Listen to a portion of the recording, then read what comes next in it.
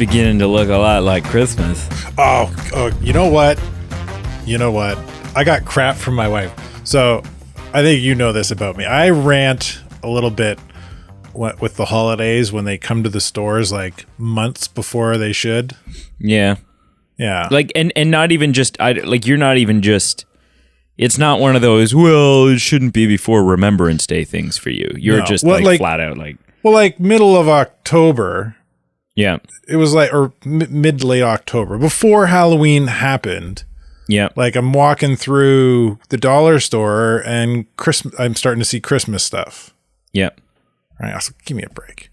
But I got crap from Emily. She's like, you're part of the problem, you know.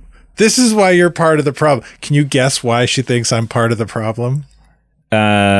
You've got, I actually, I know 100%. So there is, well, maybe not 100%, but I have a pretty good guess.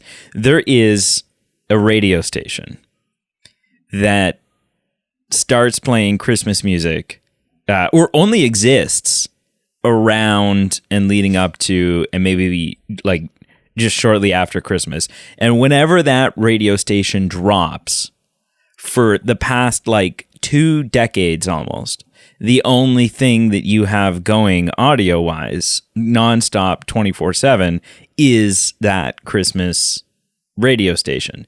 Carl likes his Christmas tunes. I do. And so my guess would be that it is now early November and you've got the Christmas jams pumping. Christmas is my favorite holiday season. Winter's the best. Right. But no. This is not the thing. I don't listen to Christmas music till December usually. Okay. I mean, I know you love, the other thing is that you love snow. I'm going to say it, and you're going to be like, of course. Right. I know that you Eggnog. love snow.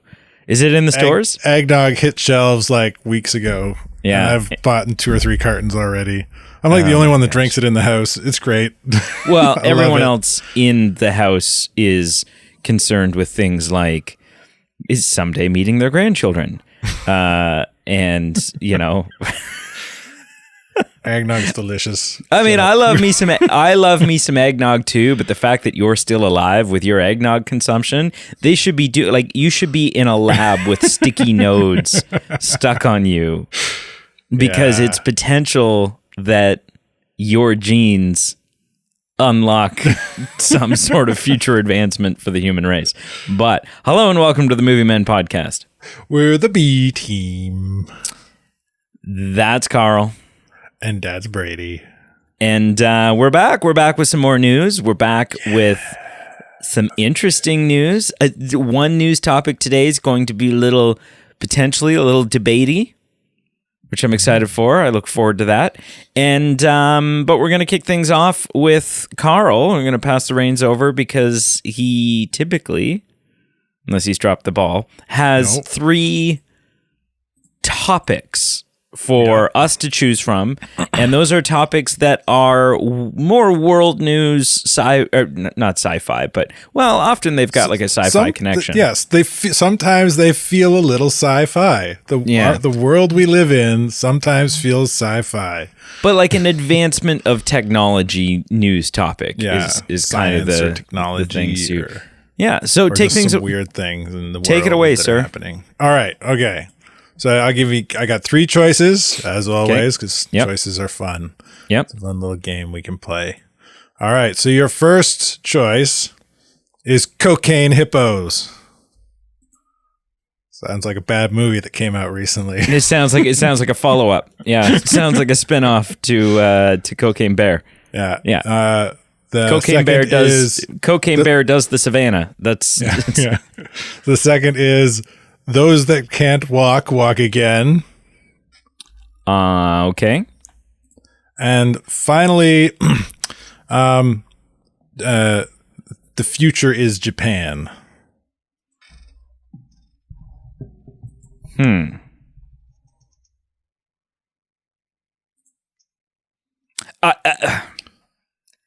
I gotta go with Cocaine Hippos, Bob. It's Okay. probably not the right choice, but also It's a fun one.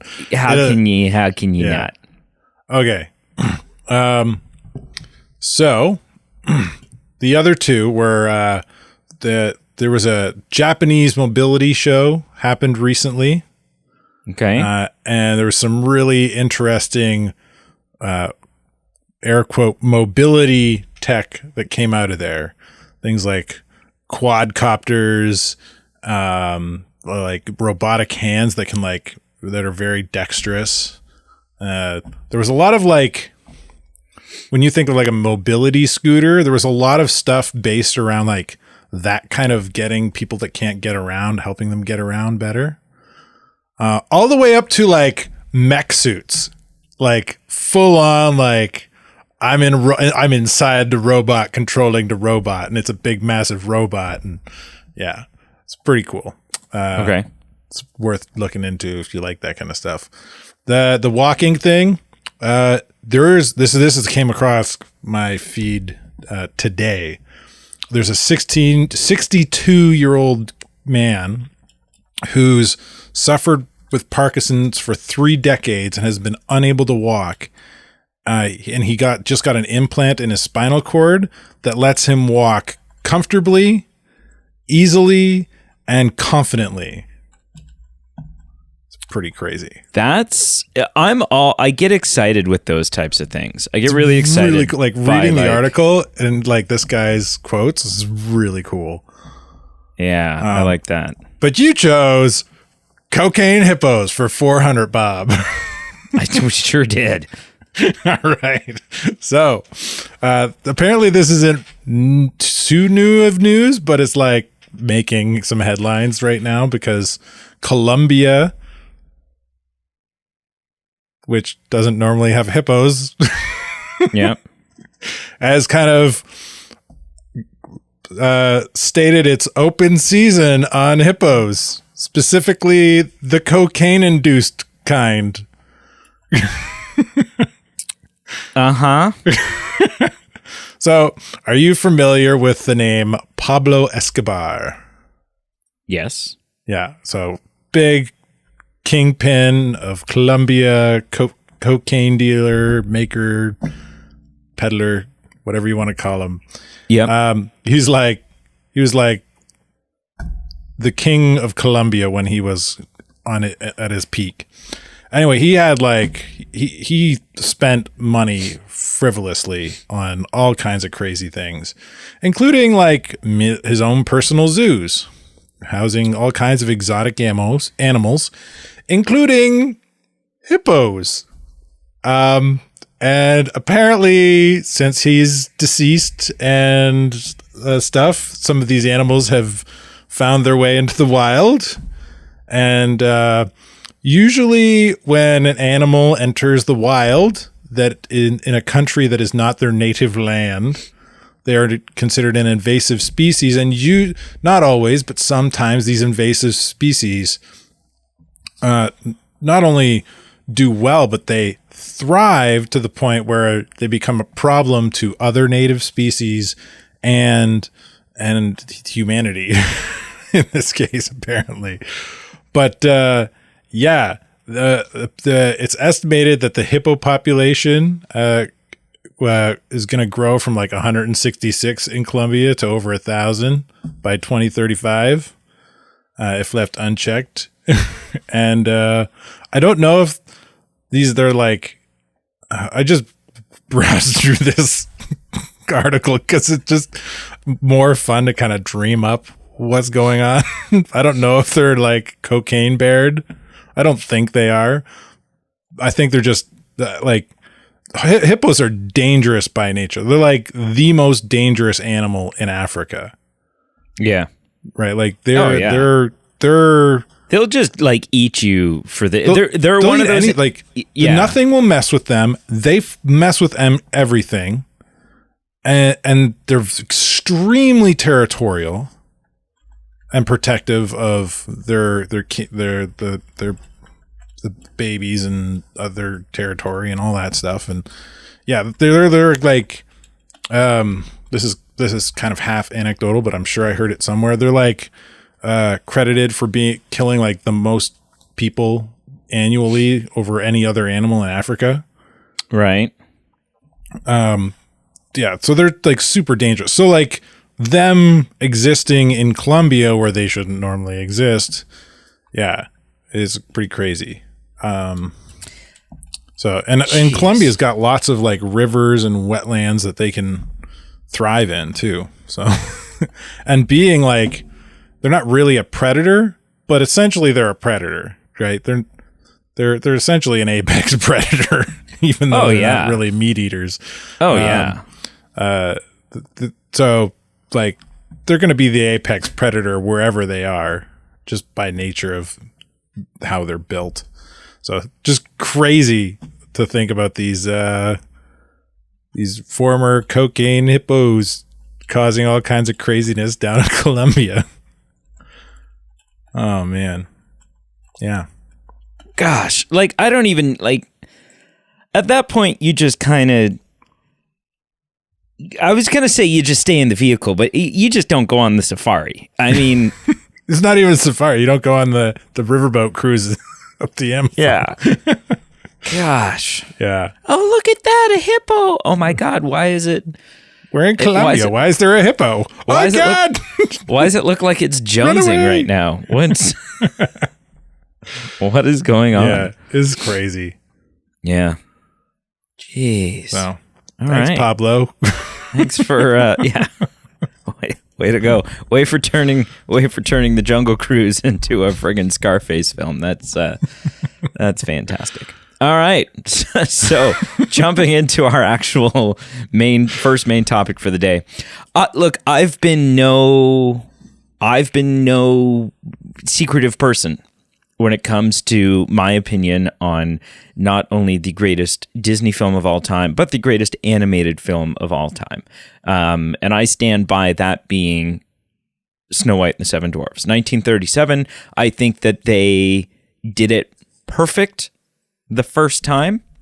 I think the first full-length animated film was perfection, and I think we have done some really great things ever since, but I don't think we've ever touched that title of being the greatest. And I also have not been a hater. I've been more lenient. I've been more excited. I've been more accepting of Disney's live action remakes than a lot of people. Right? Some of them have been kind of, whatever. But I'm the type of person who I'm just like, well, give me another one. Right? Because some of them have been great. Beauty and the Beast was fantastic. Right? The Lion King was really something to look at. Like, even though, there was a couple of people had some complaints, I had a complaint or two, it was still spectacular what they were able to put together. The Jungle Book was incredible. It was an incredible film. Right? The Cinderella they did. Excellent film. So, and even the Aladdin film I really liked. So there's been some bumps along the way. You've had your Lady and the Tramps. You've had your Pinocchios. You've had your Dumbos. You've had stuff like that. But I've still been on board. Give me more. Give me more. I just want it all. And so when I found out that they were doing Snow White, I got super excited because there have been live action Snow White films in the last 15 years, right? We had one was Snow White and the Huntsman, and I think pretty much the same year or the very next year, a different company released a film called Mirror, Mirror. And they are both Snow White films, but they're loose adaptations, and they're loose adaptations of like the original Brothers Grimm story. They weren't like renditions of the Disney version, and the Disney version is the one that I love. And so I was excited for a live action, have been excited for a live action version of, I want to see those same scenes recreated, right? I want to see Dopey accidentally swallow the bar of soap and all of a sudden he's got bubbles coming out of his ears. Like that is what I'm looking forward to. And we just got two interesting things. The first thing we got is the news that it has been delayed. Originally, this film was set to come out next year. We were going to get it March 22nd, 2024. And I was jazzed. I was like, all right, here we go. We're going to get that. We were going to get that even before we were going to get Deadpool. Like literally right around the corner. Well, it's been delayed by a year. Pushed back to March 21st, almost a year. March 21st, 2025. Sad face. But the other thing that we got was an image. You know, they were kind of like, I guess their mentality was like, hey guys, sorry, we got to push it back a year, but we'll give you something, right? We'll keep the appetite going. We'll keep this momentum there. We'll give you a little appetizer so that you're still excited. And so they've released this image. You can find it just about anywhere online. You just have to look up Snow White first look.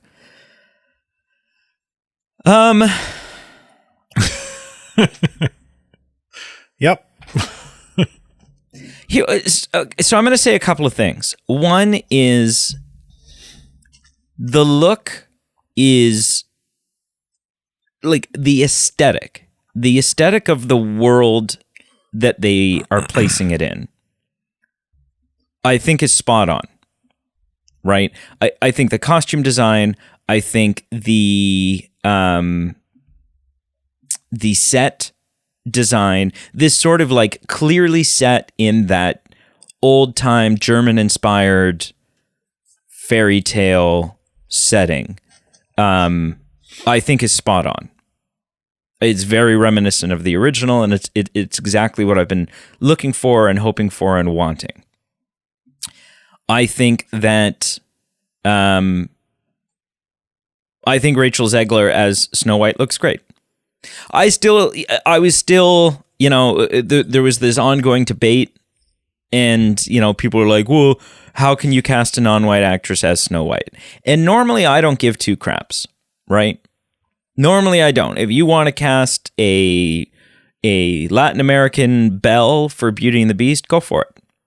100% go for it. Because Belle's ethnicity is not integral to her character in the slightest.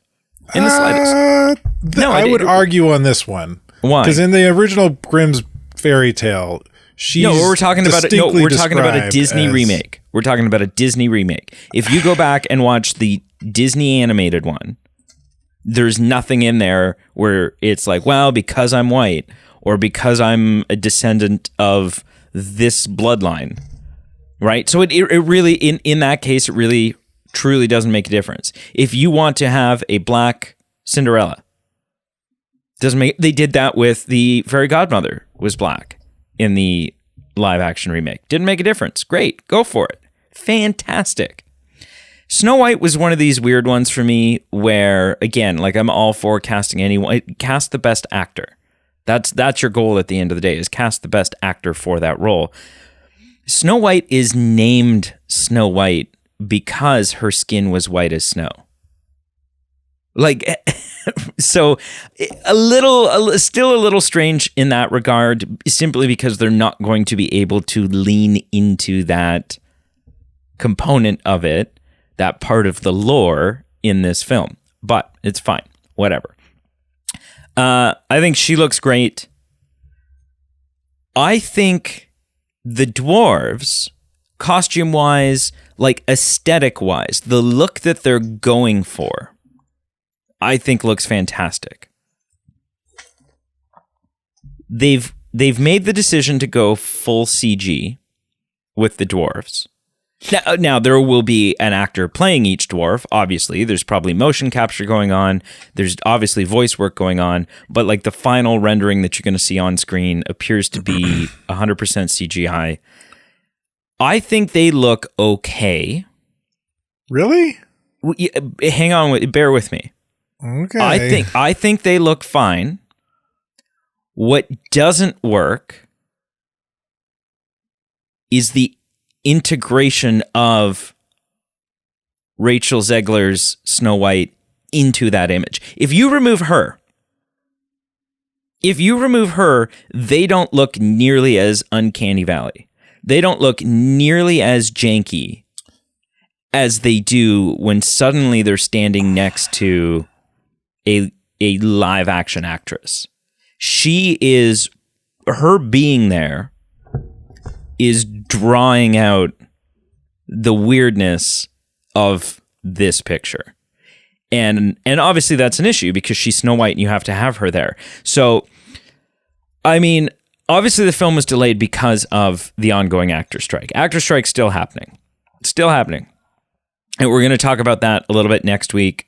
Some bullshit with they were so freaking close to finishing this. This is a little teaser for next week. And then the studios are still making asinine AI demands. And it just kibosh the whole. We're so freaking close. Anyways, so it was delayed because of the actor strikes. Hopefully, this gives them time to go. You know what?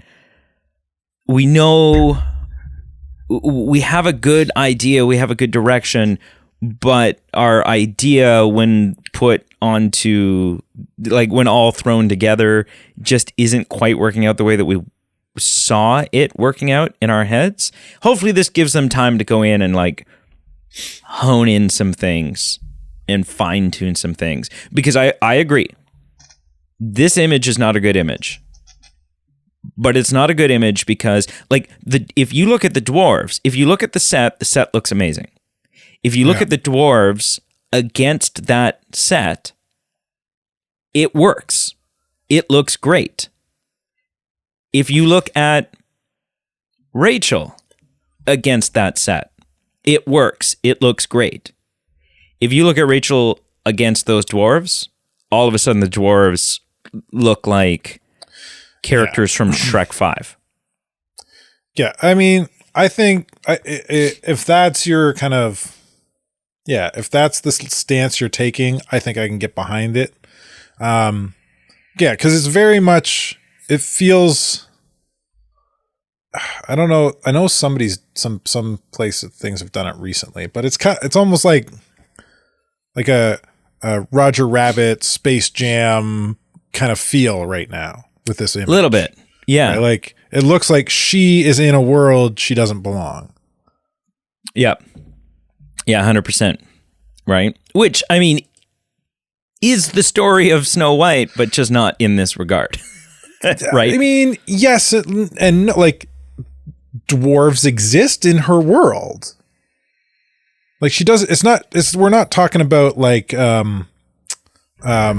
Alice in Wonderland here, right? Right. She's not falling down a rabbit hole into a different universe, right, or into her mind, or however you interpret it, right? This is her world. She lives in a fantasy world with birds that talk to her and listen to her and she communicates with, and dwarves, right?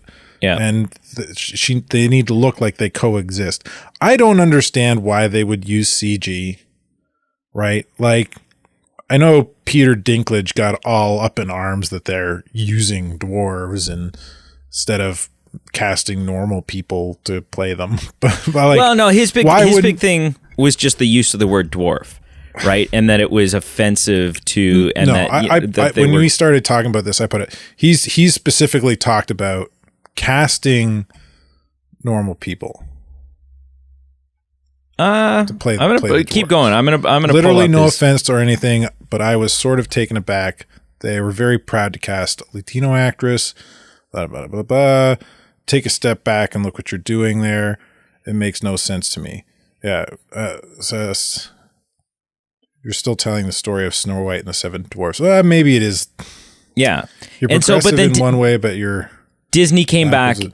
Disney came back in the other sense, and Disney was like, no, when we say dwarves, we're talking very much in the fantasy Tolkien kind of... But here's the thing, there is another side to this, right? Peter Dinklage is a very successful actor and little person, right? But do you know what's his name? I'm gonna get it wrong. I think it's Hornswoggle. He's a bit of, he did some wrestling. He's a little person who did some wrestling in WWF, and I think has a few acting credits. But he after this quote from Peter Dinklage, he's like, dude, shut up. I'm looking for work and you're taking food off my plate. Yeah. I mean, my guess I want that job. I want to be in this Disney show as a dwarf. My guess would be the reason for me. The reason why, and this isn't it's not a good reason, but I'm guessing this is the reason. The reason why they went full CG was because their character design, what they wanted was to have these exaggerated features on the dwarves. But the issue with that, with makeup. I know, that's what I'm saying. It's not a good argument because Peter Jackson proved I was just about to do that. I was just about to bring that up. Right? Even with all the issues of the Hobbit series. Even if you cast normal actors. Yeah. You all can the make issues them look of small. the Hobbit series. The look of the dwarves is not one of the issues with the Hobbit. Yeah, absolutely. Right? That was done well. And you can cast somebody like Peter Dinklage or Hornswoggle to play the dwarf right alongside a 6-foot actor. Gimli was played by the tallest actor in the cast. Yeah. Cinematography is amazing nowadays. And that's not even using CG magic. They did that. I was using camera trickery. Yeah. Physical trickery, the way they filmed it made him look small. Nothing to do with CG. Yeah. So there's no reason for this. And it probably would have been a hell of a lot cheaper, I bet. CG's not cheap. Probably. I read somewhere recently in the last year and a half that one of the reasons a lot of the CG we're getting from big budget titles like Marvel and stuff don't look great is because the graphics of the effects departments in these studios are tapped out. They are 100%. They don't have time or energy to make it look like it did 5-10 years ago. Yep. So we're getting garbage like this. Yep. Not that this is horrible, but it just definitely doesn't fit. Practical effects would have been far superior here. It needs some work because if this is what ends up, if this is the final product and that's what things look like when it's all said and done, then that is going to be the center focus of people's review of the film. Yeah. Right? It doesn't matter how great the story is. Did Pinocchio do something like this? Because they had Tom Hanks as Geppetto. Yeah, I mean, Pinocchio is fully CGI. Yeah, but did it look out of place, kind of like this, or? Pinocchio. I never saw it. Pinocchio was a little different because I would say Pinocchio actually nailed the look. Yeah, it could get away with it because it's magic or something. Yeah, because what they did, I'll send you a picture, and again, people can just go look this up.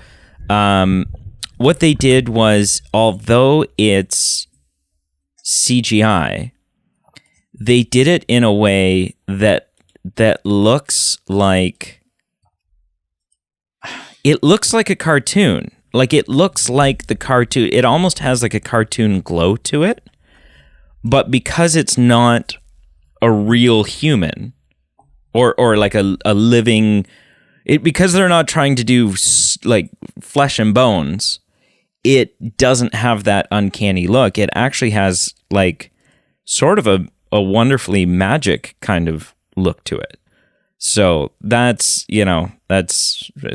think that's a big difference. Right. Even they did some CG work to Tom Hanks himself a little bit, but maybe, or just make him look I don't know, or wonderful. Just put some makeup on him, and Tom Hanks doesn't need to look any more wonderful than he does. But yeah. Okay, moving on. Yeah, anyway. Talking about CGI, Chris Pratt is you know, no small name in Hollywood right now, right? He's he awesome. went from I being love Chris Pratt. He went from being the chubby sitcom guy who had a still chubby sort of supporting role in James McAvoy's Wanted movie. He was kind of the douchey best friend that was on an energy drink cleanse. Right.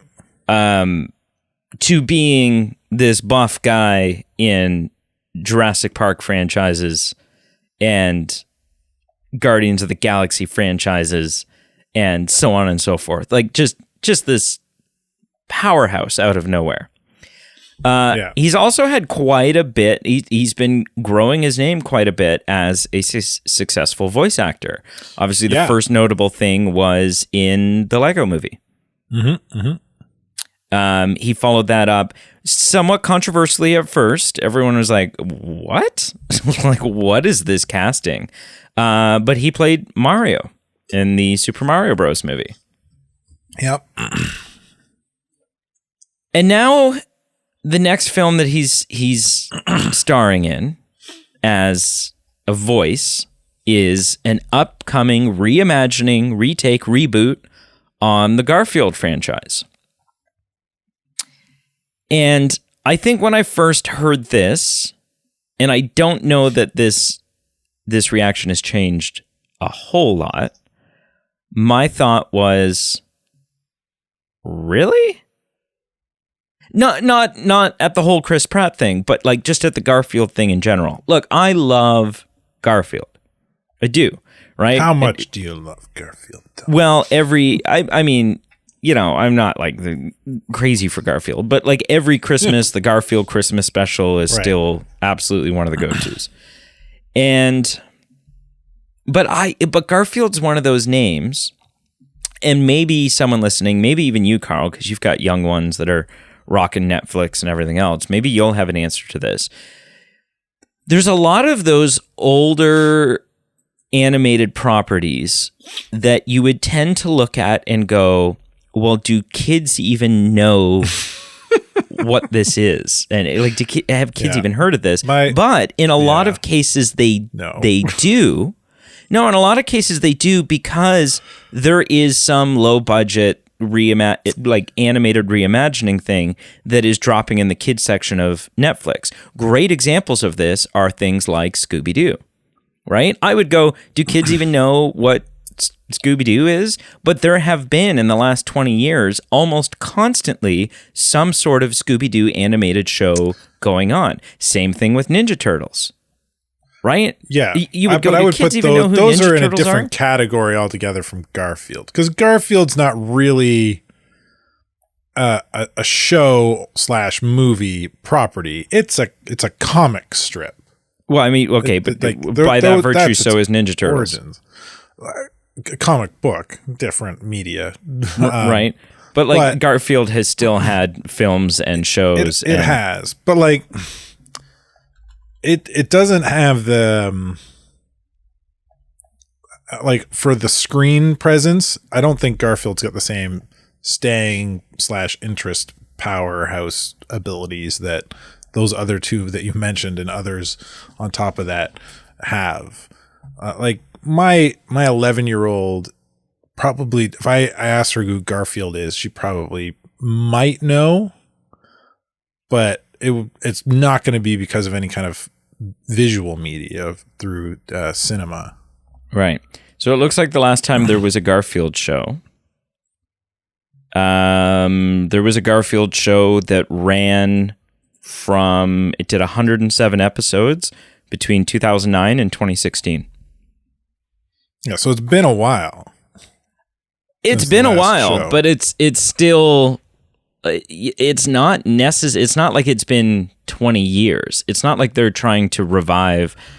No. It's not like they're doing a Betty Boop film and marketing it at kids who have no idea who the hell Betty Boop is, or Felix the Cat, or one of those properties. So I don't know. So I'm looking at it from a logistical standpoint. And I'm going, well, it'll be interesting to see. It'll be interesting to see how this shakes out. What I will say because they've shown us an image here of what Garfield's going to look like. This is perfect.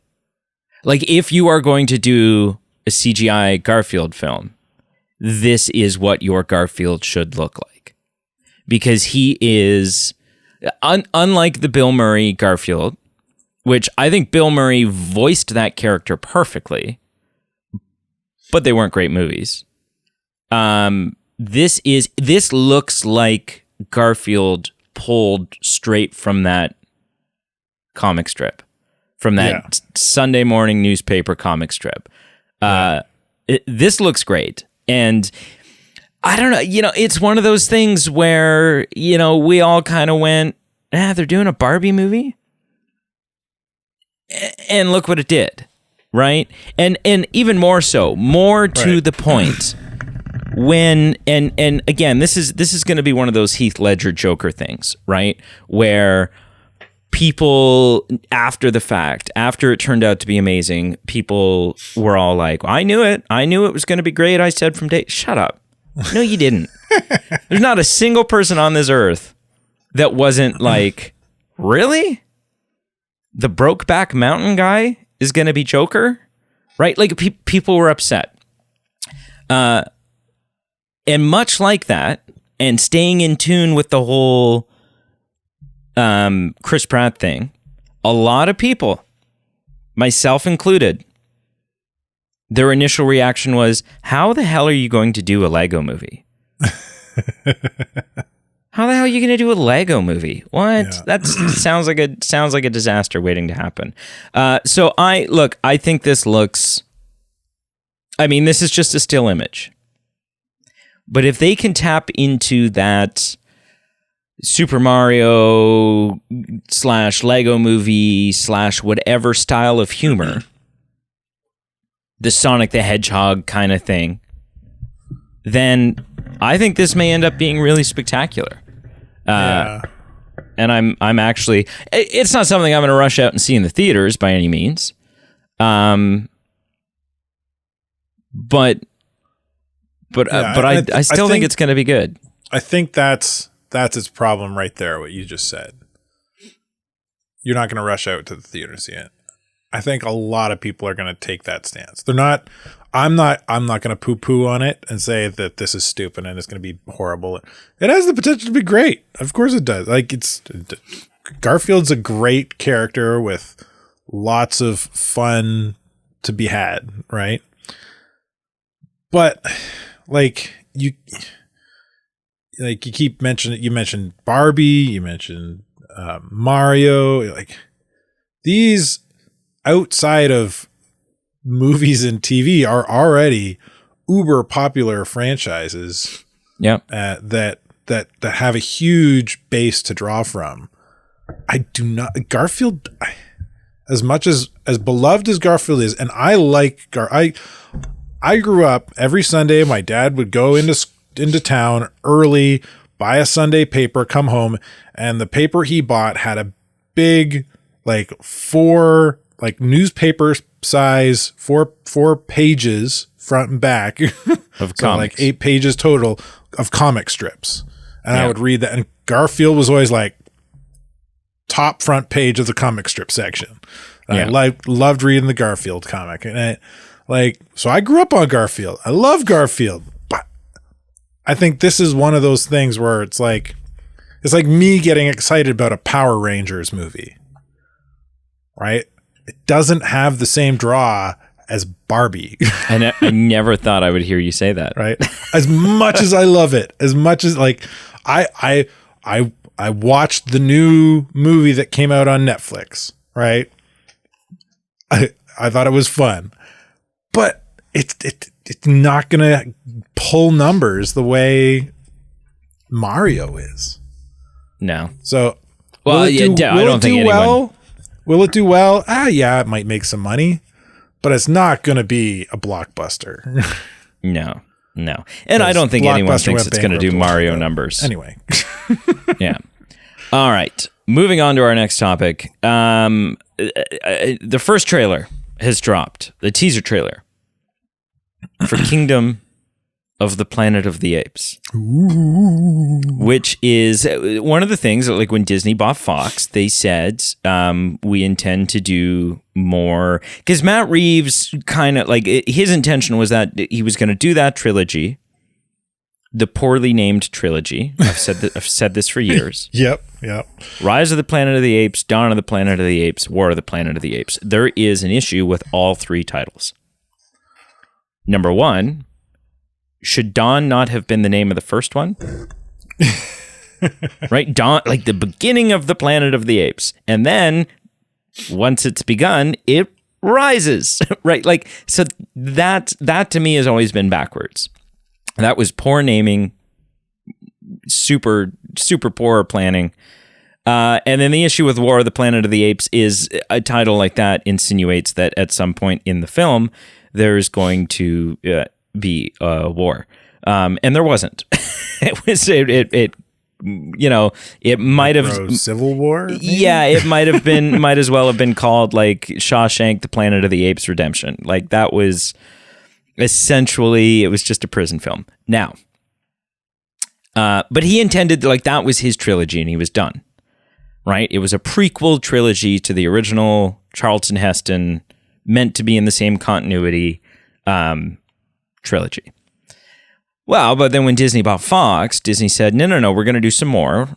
We have plans to do more, and they are going to be set in the world that they're going to be a continuation of what Matt Reeves has done. Yeah. And so this trailer comes out, and look, there's a couple of things. It's stunning. It's visually stunning. And the newer ape films have always been visually stunning. Like the CGI, you want to talk about bad CGI on the Seven Dwarves? The CGI on these apes has always been eerie. Like, has always been confusingly good, scary good. Yeah. And this is no different. It's been, I haven't looked it up, but I think it's like something like 500 years or something is the time jump that we're seeing between the last one and this, right? Quite a bit of time has passed. We see that any humans that are still kicking around have kind of been reduced to frightened, in hiding, almost savage, like, do you know what I mean? They're like primitive. Almost like cavemen now. Yeah, they've become primitive. Yeah. So we see that. We see a shot of, I don't know if it's supposed to be New York or Chicago or Detroit or whatever it is, but we see skyscrapers that are just the remaining bare bones of skyscrapers, and they are completely covered in foliage. Nature has taken them back. Nature has found a way. And it seems like the stakes are going to be interesting in this, right? We've got the whole, like, apes are, it seems like what it's setting up is apes are dead set against humans, except there's this one ape that's going to be human sympathetic and kind of rescues one and you know what and so we can see where the conflict and the tensions are going to come out of that, and so on and so forth. The one issue that I think this film is going to have, the one struggle, is obviously not only by virtue of the fact that it's been hundreds of years, but also by the fact that he very clearly died at the end of his trilogy, is that there's no Caesar. There's no Andy Serkis as Caesar. And again, understandably, right? Like it would be a mistake to have Caesar in this, because we would all be going like, what the hell? You can't retcon your blah, blah, blah, right? Like, I get it. But I think that Caesar, like, by not being able to have Caesar, you're losing a very big draw for your franchise. He was the main character of those three films. He was. I think you have a strong point there, right? Like, he was the protagonist for those 3 films. So and he died in the last one. So moving forward without him, you're starting out with a handicap. Yeah. You've got and taking place 500 years past, all of them, everybody in that film should technically be dead. Apes included. They're all gone. Yep. Right. So really what we're looking at here is like a lineage film. Like it is. The lineage of Caesar, the lineage of what's legacy. His name? Who was the antagonist from the lineage of the gorilla, the lineage of the orangutan, right? Like the sons and daughters of these individuals, and where they are now. And they've said that's what this is. It's going to be. This is a film about Caesar's legacy, and I get that, and I think I think what they're going to have to do is you are going to have Coma. Coma was the bad ape. Yeah. You are going to have frequent, or if not frequent, at least a very clear, very poignant, early on reference to Caesar. You're going to have the apes talking about Caesar. Yeah. Right. Well, when I see this trailer, to me, it feels like the protagonist looks very Caesar-esque. And when I seen the ape with the crown, he looked very Koba-esque. Yeah. Right? So I feel like it's like... You think it's bloodlines? I feel like from this trailer, the story is going to be something like there's either going to be 2 factions of apes that are kind of living amicably or might have some animosity, or one small handful of apes are kind of like living outside of the norm of what other apes have chosen to live. Right. Yeah. I feel like that's the story starts out or entwines something in some fashion that way. Yeah. From this trailer anyway. I'm still excited for it. I've watched all the others. I'm going to be that guy right now, and I'm going to let everyone know that I have not seen the original. Like the originals? The original, like the Charlton Heston one. Oh. I think I may have only ever seen one. I haven't seen any of them, because there's like the Charlton Heston one, and then there's like 3 or 4 sequels, right? And then there's the only one that's not in the same continuity, which is Tim Burton's one, which I also have not actually seen. Like I've seen clips. It gets some hate, but I enjoyed it. I thought it was pretty cool. I've seen some clips, I have no qualms about spoiling the 1960s Planet of the Apes. Like I understand the story, right? I understand that it's thousands of years in the future, and there are these space explorers, whatever, who have to make a landing on this crash landing or whatever. Their ship's not functioning. They have to land on some planet. And they discover that the planet is run by a bunch of apes, right? Apes are the predominant species on this planet. They're hyper evolved and super intelligent, and so on and so forth. And at some point towards the end of the film, the big reveal is that this planet is actually Earth. And that's when all of the lore is born. Right, that like there was something happened. There was a rise up. There was a insurgence, and the apes took over, and that is the reason. These are humans that don't even know their own history at this point. It's been so long, right? That's the reason these are humans who are off in space, is because they had to get the hell out, right? Like it was time to go. Yeah. So I am hoping that we see. I don't know if it'll be in this film. I don't know if it's going to be in one of the because Disney said they're going to do more than one, and so for me that's a missing piece of the puzzle right now. Right, we've seen we've seen the humans get all but wiped out. And then we've seen the humans' last real army get taken out by that avalanche, which I guess was the war. We assumed it was humans against apes. It was actually humans against snow. So dumb. So dumb. But what we haven't seen is those that were able to get off world. Right? That is the missing link right now. Yeah, if any. Yeah. Well, obviously some did, because in the future we have humans that are able to come back to the planet and discover it. Right? In this world?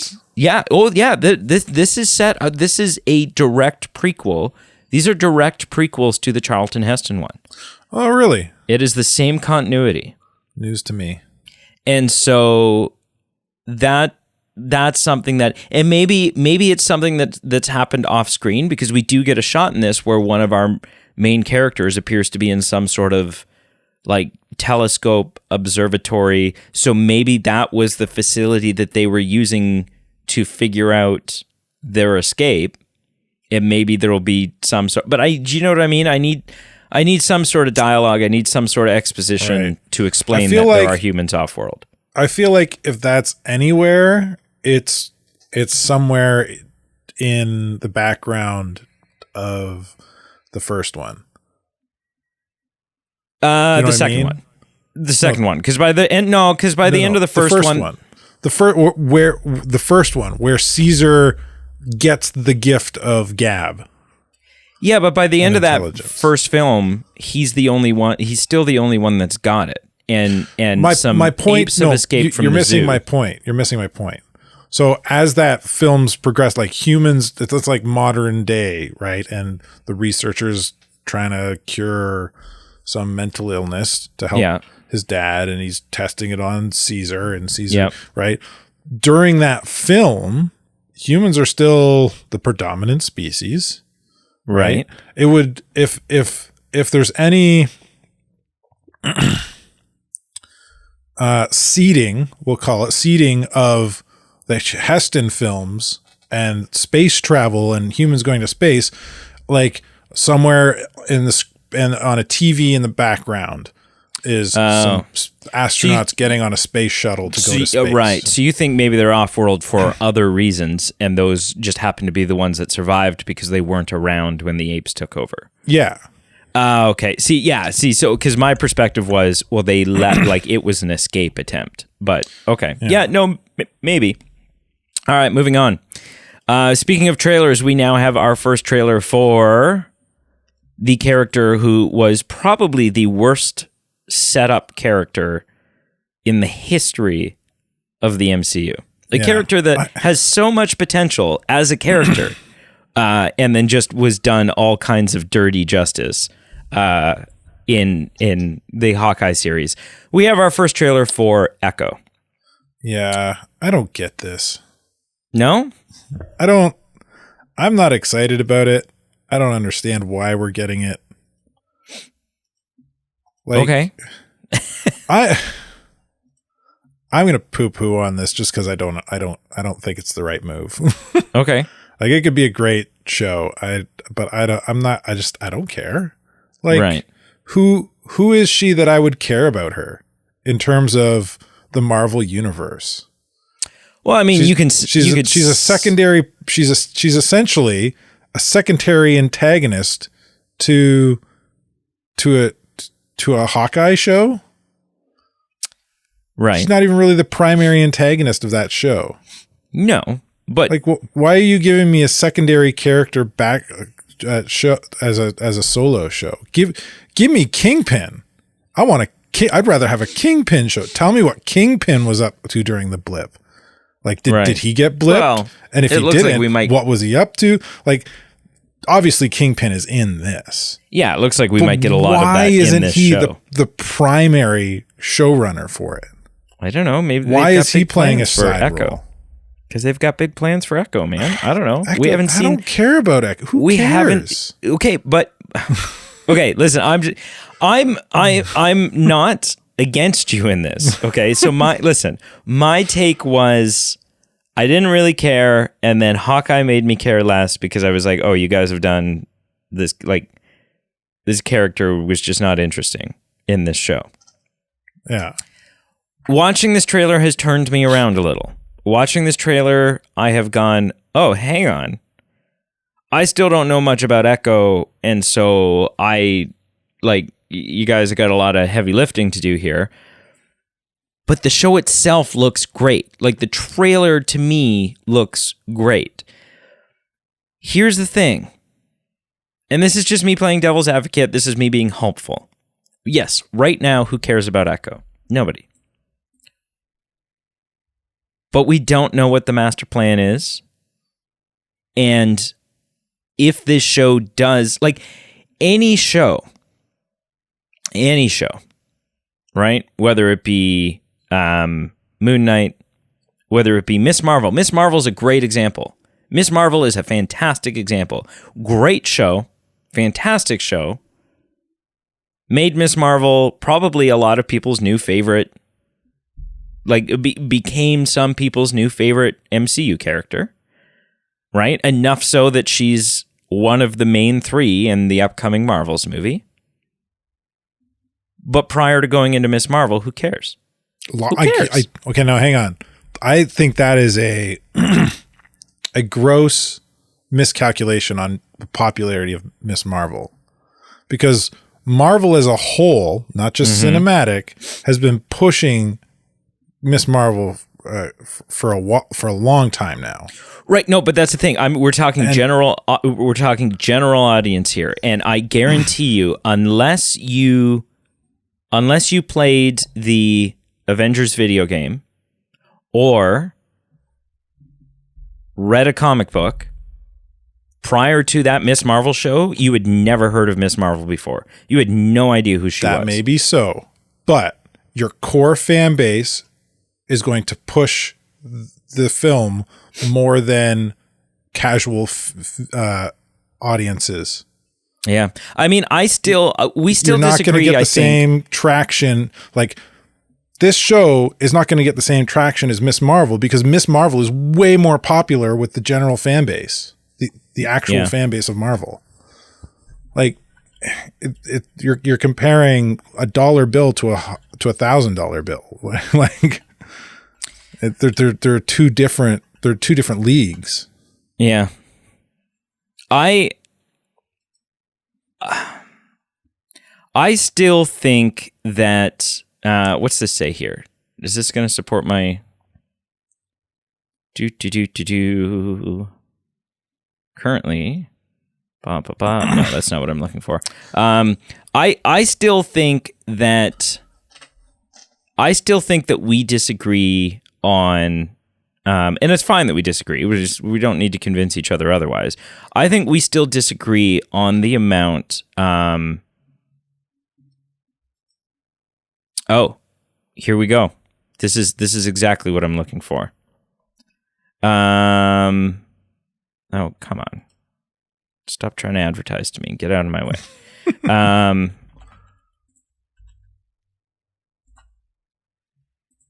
Where are we here? Okay, a few years ago, there was a poll of MCU fans. The question was the number of comics that those MCU fans had read in the last year. 80% said 0. So that's the thing. We talk about the core fan base of the MCU.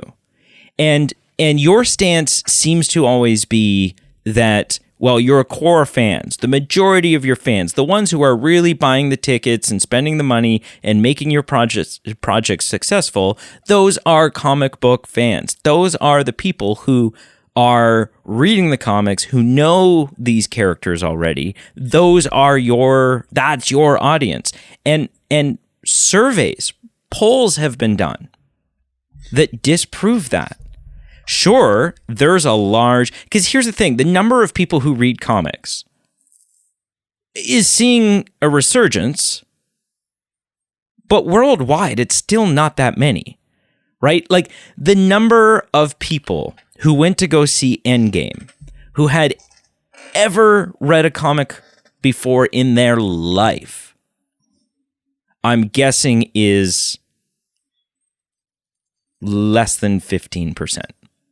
Because so many people went to go see that movie. So many people go to see these MCU films that comic book fan, in the world of comic book fans, the MCU has become a category of its own and is a large category that is populated by people who aren't going to read comics, have no interest in reading comics, but they love these movies. And so they go to see these. I know many, many, many people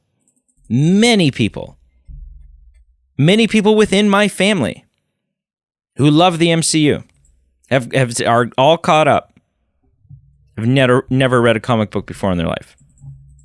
Never read a comic book before in their life, and they never will. And the MCU hasn't enticed them to.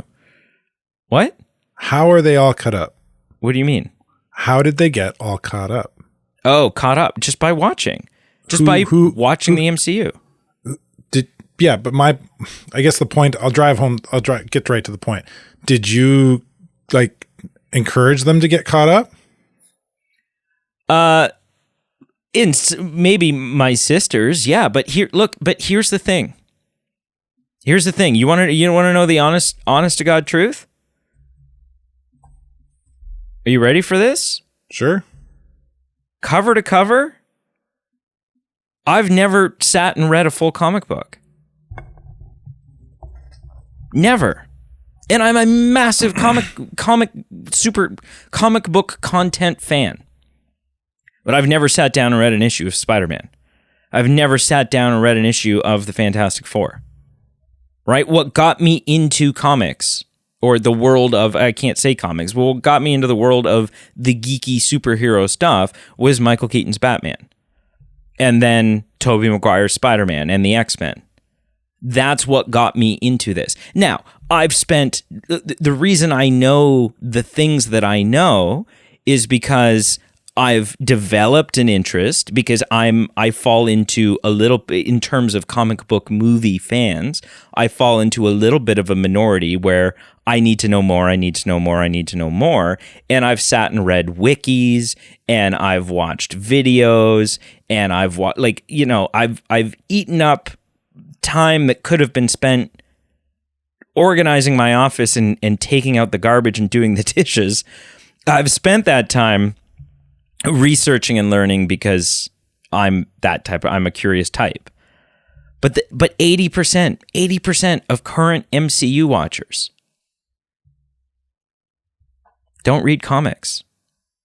And so they are, in terms of, like when Echo comes out, when they announce that Echo is coming out, 80% of the MCU audience doesn't have the ability to be able to look at a character like Echo and discern that that's a secondary character that nobody cares about and doesn't have a big role in the comics. But even in the show, she's a secondary character. Right, sure. Okay, but with the Miss Marvel thing, right? With the Miss Marvel thing, that was just the next, that it was Miss Marvel was akin to Moon Knight, was akin to Doctor Strange when the first Doctor Strange film came out. They had no idea. There was no difference to them. It was just a new character that the MCU was introducing. And that's all there is for them. I can give some ground based on the evidence of these polls. Right. But the polls don't take into account fans of comic books and even TV shows and other lesser quote unquote forms of media than cinema and TV, live action TV shows like what we're getting here. Right. We're talking about here. They don't take into account the fans of that other stuff pushing the through social media and YouTube and other things, these characters. Like if we stick with just Miss Marvel and See, I forget her name. Echo. Right? Like, Miss Marvel, like, in the comics, they've been pushing her for years. Decades, almost. At least a decade, minimum. Right? But, like, she's everywhere else. Like, my boy watches a Spider-Man kid show for toddlers, and she is a common recurring character. Right. Right? Like, the show is Spider-Man, Ghost Spider, and Miles Morales teaming up and fighting usually Green Goblin, Doc Ock, or Rhino. Right. Do you know who he teams up with when he needs to team up with people? Well, besides those three people, Miss Marvel, Black Panther, or the Hulk. Right. Right. Now, but Miss Marvel, that puts Miss Marvel on the same level as the Hulk and Black Panther. Maybe in terms of that show, not in terms of like global popularity. No.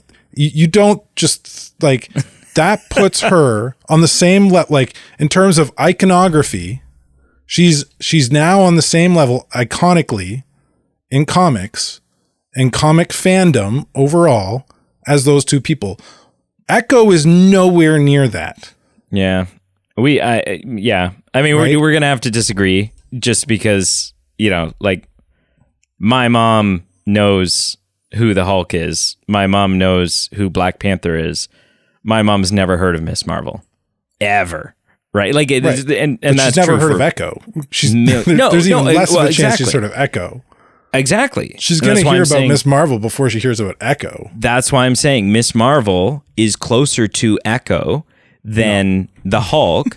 And they were able to basically at the end of the day, this all comes back. This was not the one. This was not the topic that was supposed to be the debate topic today.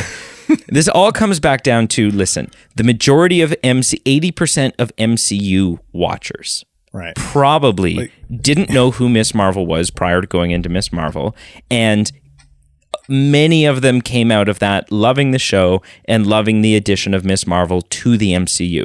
There is no reason right now until we see the show. There's no reason for us to not think that they'll be able to do the same thing with Echo, right? Because going into Guardians of the Galaxy, even comic book fans, going into Guardians of the Galaxy were saying, who the hell cares? Why? Why are you doing Guardians of the Galaxy? Really? I would say yes and no. Okay. They were a lesser known group. But again, I think this is the same argument can be made here. They were far more well known than someone like Echo. Okay. We have to move on. They were along for ages. Yeah. And I think your mom is a bad sample group to take in this. Screw you. Screw you. Don't talk about my mom.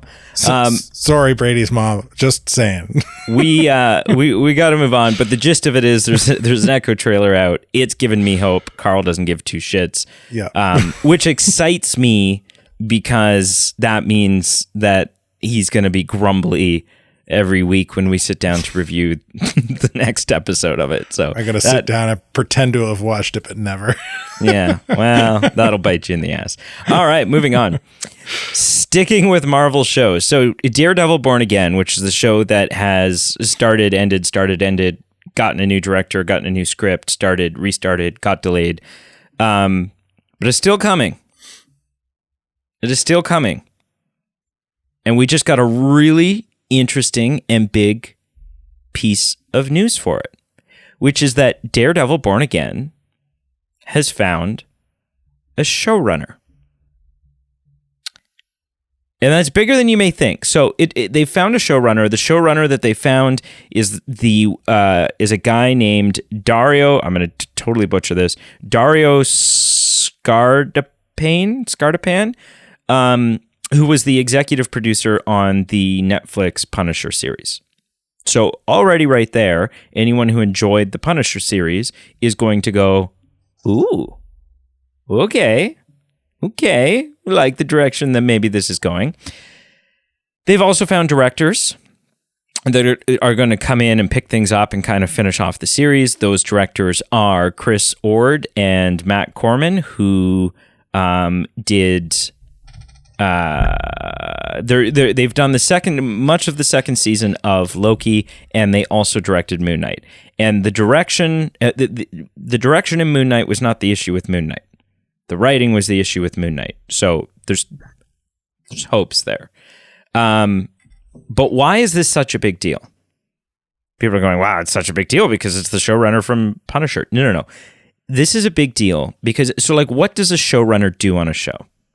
A showrunner is kind of like what Kevin Feige is for all of the MCU, except specifically just for a show, right? They oversee everything. They oversee scripts, they oversee direction, they oversee marketing, they oversee everything. They are the showrunner. The reason this is a big deal is because this is the first Disney Plus MCU show that has had a showrunner. And a statement came out from Marvel, from Disney not long ago, saying that moving forward, they were going to begin to start implementing some more traditional television tactics, methods. And this is a sign of that. This is someone who will answer directly to and only to Kevin Feige. So that Kevin Feige can still have a foot in the door and maintain his vision and the continuity that he needs within this world so that all the pieces still fit together. But on the days that Kevin Feige can't be there, it's not just going to be an every man for himself, which is what these other properties have been, and I think in many ways has been some of the downfall of the Disney Plus MCU shows. So, actually really, really, really big news is that not only has this show found its showrunner, but this show is going to have a showrunner, a captain at the wheel. Really, really, really big deal. Carl, for the first time in this episode, first time I've actually asked you, you're hearing this. Does this excite you? Does this give you hope, knowing that there will be someone at the helm 24/7 versus just, yeah, Kevin Feige's technically overseeing this, but also he's over on the set of Fantastic Four, and he's also doing, and then he's got a meeting at 2, and then he's got, yeah, and then he's got to meet with his lawyer to discuss his divorce because he hasn't actually been home in 17 years, and all these things. Does this excite you? Yeah. This show I am looking forward to. I think, and like coming the showrunner, like you're giving the fact that it is the showrunner is the exciting thing here. That is exciting, but I think his credentials are. I think his credentials are really what makes him exciting, right? Like he's been involved with Marvel productions over at Netflix. Those Netflix shows, with the exception of Iron Fist, which was horrible, were amazing. And that gives me more hope that this will be good, if not amazing. Yeah. I'm pumped. I still maintain, and I think it's become clearer and clearer and clearer and clearer that this is not the same Matt Murdock from the Netflix show. Well, the article that you've linked here says so. Yeah.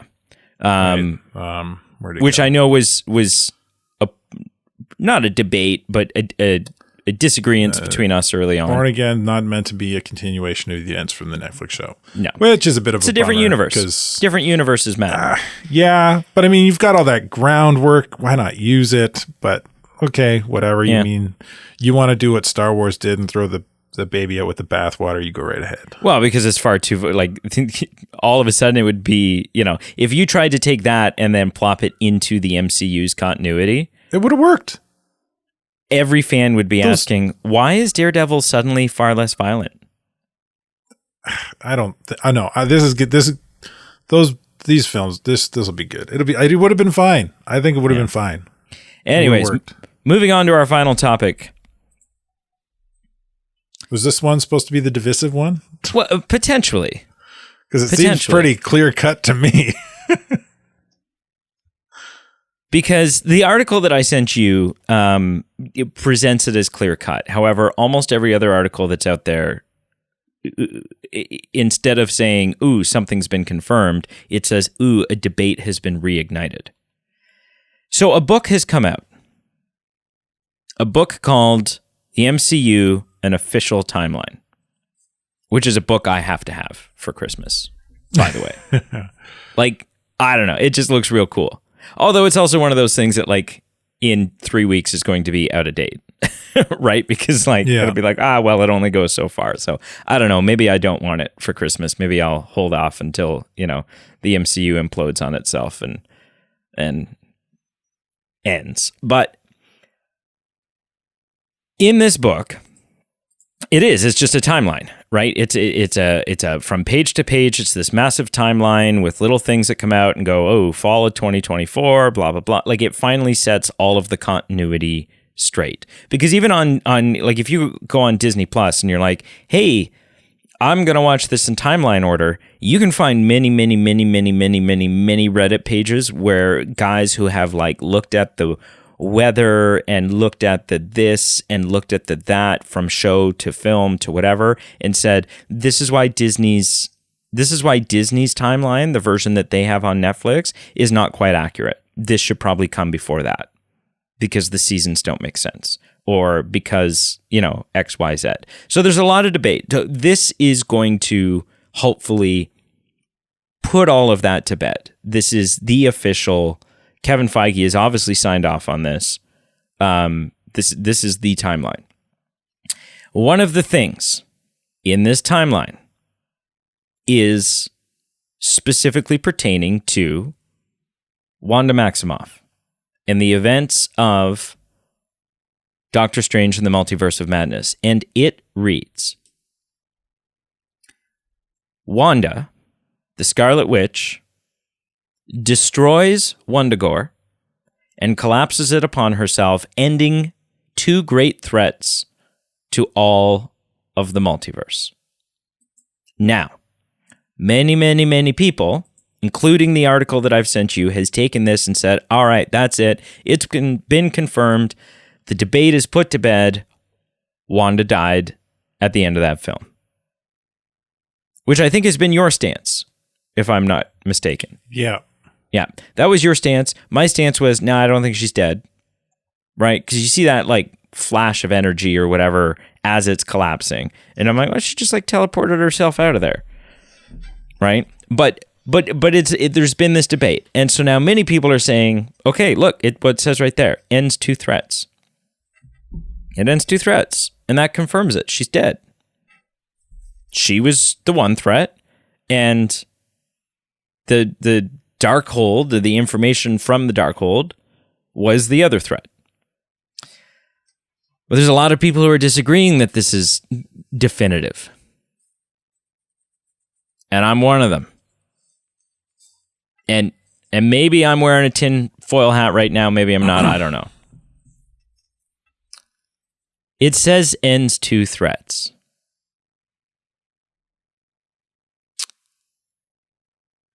Obviously, Wundagore and the inscriptions on the wall, the Darkhold, was the one threat. And which is also stupid because it says ending a threat to the multiverse, which doesn't actually make any sense because, well, she's destroyed this universe's Darkhold. Right? So, like, the multiverse is still at the mercy of the Darkhold from literally every other universe, but whatever.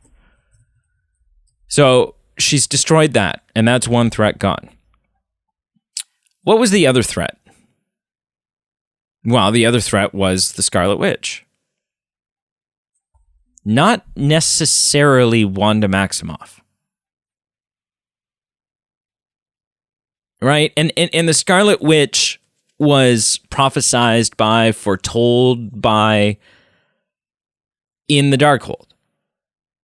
Right? In the ancient lore of the Wundagore and all this stuff. It was the Scarlet Witch.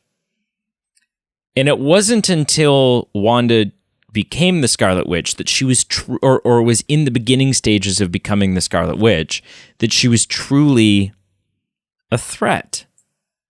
She was a good guy. She was one of the good guys. She helped us bring everyone back. So, the way that I'm unpacking this, the way I'm looking at this is by destroying the Darkhold and Wundagore and everything contained within it, so too is destroyed the Scarlet Witch. But that doesn't necessarily mean Wanda Maximoff is dead. Right? Because it's not definitive enough wording. Right? Definitive wording would be, collapsed Wundagore, therefore destroying the Darkhold and ending her life. Or killing herself. Or perishing as a result.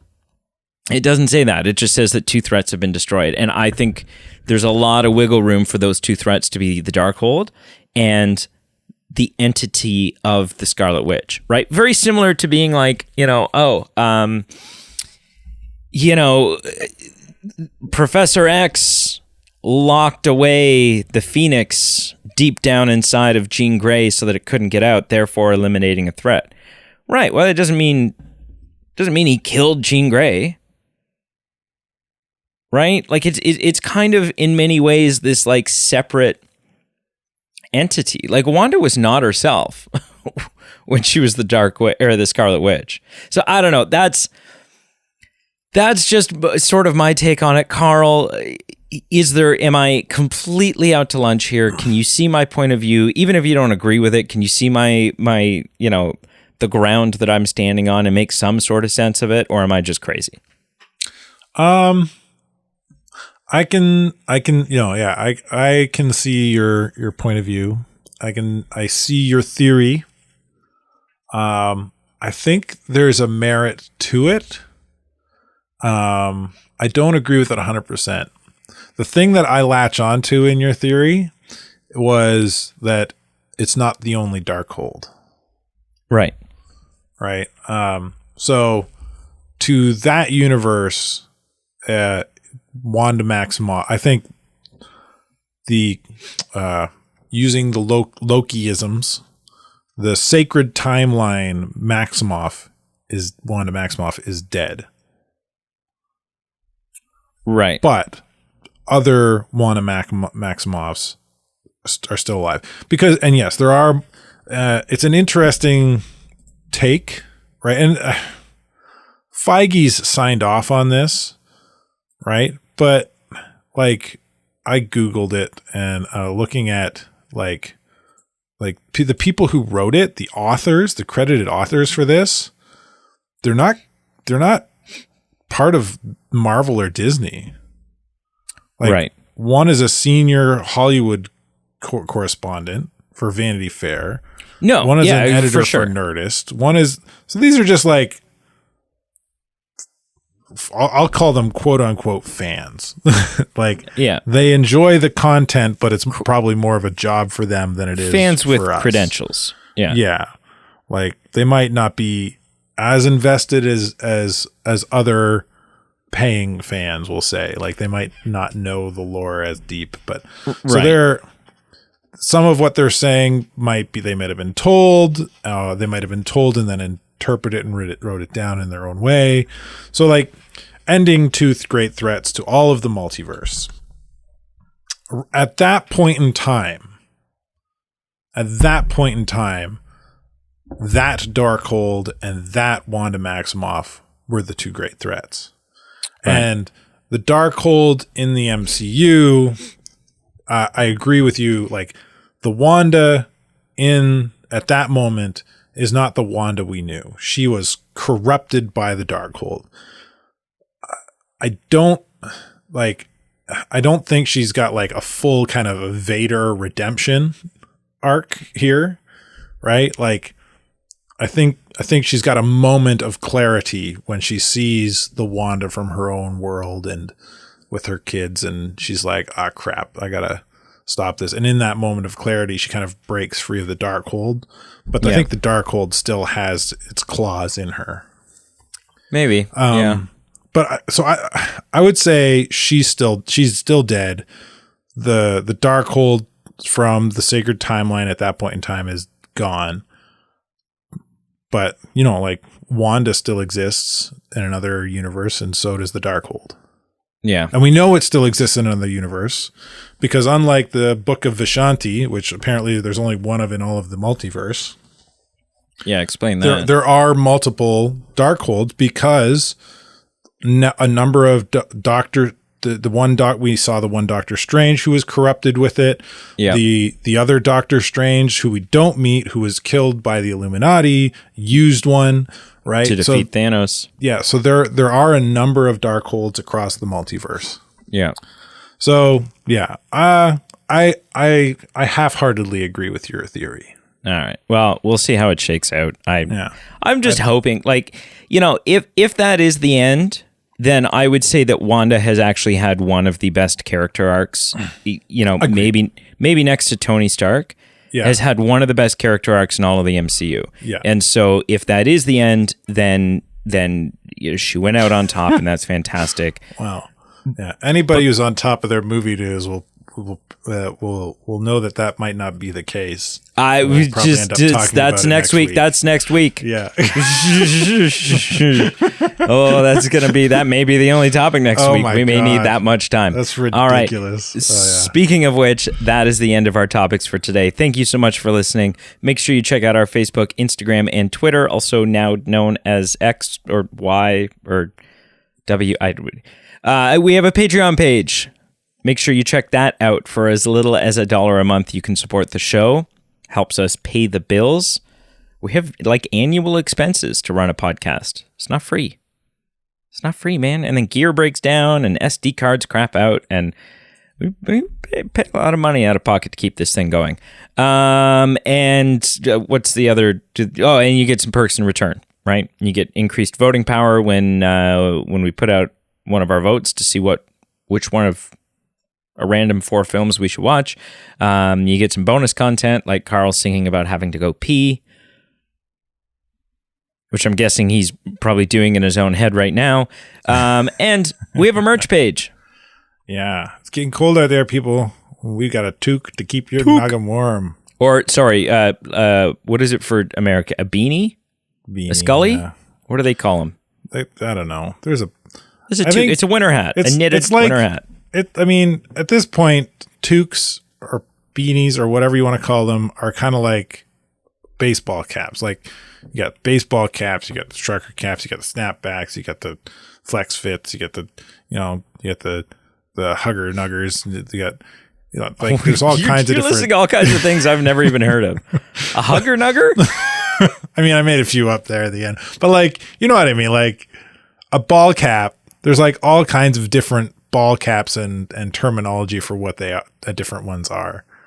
So hugger nugger sounds more like a sex position than a piece of apparel. God, can't play look it up later. Can't play soccer today. I threw my back out doing a hugger nugger last night. Jeez. Oh man, we have 2 colors for our toque or beanie or whatever you want to call it on our shop page. One is my gray 2 favorite one is colors. Black. Yeah. And I'm switching between them, and it's the picture ever so slightly changes shades. It's almost identical. Black will take over the world. It's the predominant color. Cool. Yeah. And stay tuned this week. We've got we're playing a little bit of catch up with Loki. We're gonna drop 2 Loki episodes this week, so that's exciting. So woo! Fun for everyone.